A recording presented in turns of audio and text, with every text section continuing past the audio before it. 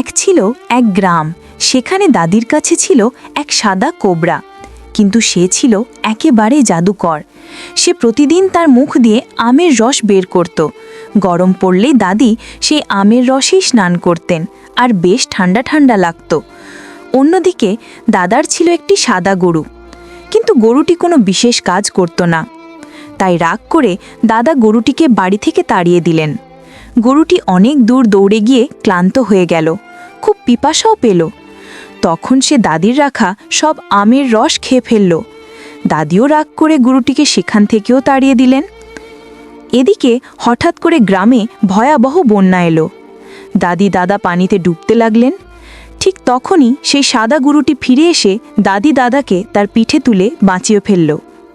দাদি দাদা বুঝতে পারলেন, যাকে আমরা গুরুত্ব দিই না, অনেক সময় সেই কঠিন সময়ে সবচেয়ে বড় সাহায্য করে।